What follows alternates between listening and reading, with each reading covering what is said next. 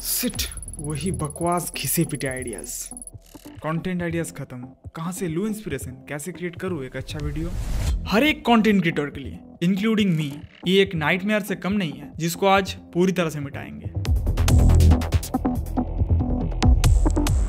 Title, thumbnail, description सब भूल जाओ, टॉपिक की आइडिया से ज्यादा इंपॉर्टेंट कुछ भी नहीं है। लेकिन इस कंटेंट के जंगल में और मिलियंस ऑफ क्रिएटर्स के बीच में यूनिक आइडियाज कहां से लाए, और इस टॉपिक के बारे में ज्यादातर लोगों का कहना है एआई से पूछो, गूगल ट्रेंड्स यूज करो, इस वेबसाइट को यूज करो, उस वेबसाइट को यूज करो, और प्रॉब्लम वहीं पर है। क्योंकि तुम रिसर्च करोगे कहाँ, गूगल ट्रेंड्स पर, यूट्यूब पर, या किसी दूसरे वेबसाइट पर जिनका एक्सेस सबके पास है, जो डेटा सब यूज कर रहे हैं। इसीलिए तुम्हें भी वही आइडियाज मिलेगा जो सबको मिल रहा है। आउटसाइड ऑफ द बॉक्स कुछ करने के लिए बॉक्स के बाहर के कुछ चीजें भी तो चाहिए ना, इसीलिए आइडियाज भी बॉक्स के बाहर से ही निकलना है, यहाँ से। अब देखो, ये आइडिया जनरेट नहीं कर पाएगा, इसके अंदर जो डालोगे वही थोड़ा बहुत कस्टमाइज होकर निकलेगा। और कहीं पर मैंने सुना था क्रिएटिविटी का मतलब है दो या उससे ज्यादा बिल्कुल अलग टॉपिक को एक साथ मिलाने का तरीका, जैसे कि फेंटा Maggi, Oreo pakora.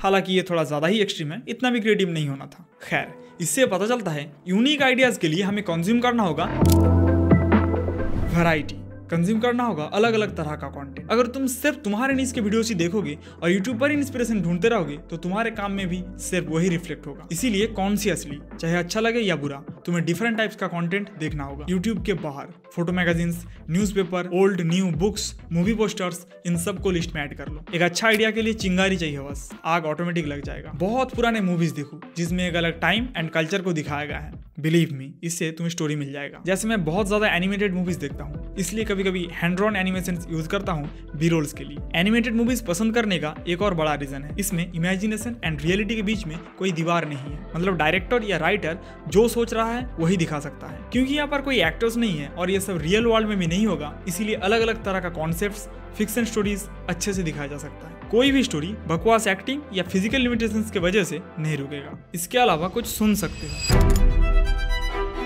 Music, different genre के music, particularly different instruments. Usually जिस टाइप का म्यूजिक तुम यूज करते हो उससे अलग अलग इंस्ट्रूमेंट सुनने से तुम्हारे अंदर डिफरेंट इमोशंस ट्रिगर होगा, जिससे तुम्हें नया आइडिया मिल सकता है। कई बार मुझे म्यूजिक सुनकर ही वो इतना अच्छा लग जाता है कि उसके लिए कुछ शूट करने का मन करता है। मतलब एक म्यूजिक के अंदर इतना पावर है कि वो तुम्हें मोटिवेट कर सकता है कुछ नया, कुछ अलग करने के लिए। तुम ये फील करोगे कि इस म्यूजिक के साथ शायद इस टाइप का वीडियो अच्छा लगेगा, और उस म्यूजिक को यूज करने के लालच में कुछ अच्छा क्रिएट कर डालोगे। जैसे मैं पहले सिर्फ हिप हॉप म्यूजिक यूज करता था जिसमें बहुत ज्यादा बीट रहेगा, लेकिन जब अलग टाइप का म्यूजिक सुना और उसे यूज करने लगा तब कुछ इस टाइप का कमेंट्स आने लगे। क्रिएटिव प्रोडक्ट कमर्शियल शूट करने से पहले ही मैं म्यूजिक सुनता हूँ, और म्यूजिक का बीट सुनकर ही प्रोडक्ट को कैसे शूट करना है वो दिमाग में आ जाता है। इसीलिए मैं अब फ्लूट, पियानो, वायलिन, इन सब का म्यूजिक सुनने लगा हूँ। और एक म्यूजिक से इंस्पायर होकर मैंने इस वीडियो का शुरू का पार्ट को क्रिएट किया था।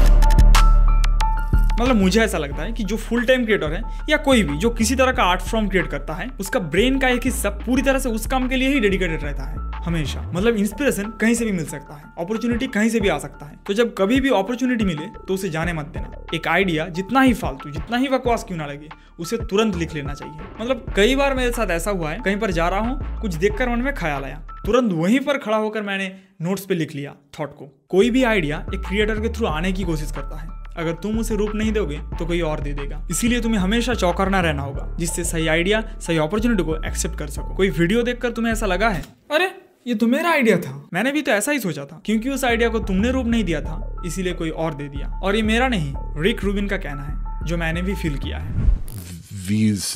These things that want to be, that the universe wants to happen now, comes through us. And if we don't do it, maybe someone else will do it. ये नया organ जब से हमारा शरीर का हिस्सा बना है, तब से साइलेंट मोमेंट्स खो गए हैं हमारे लाइफ से।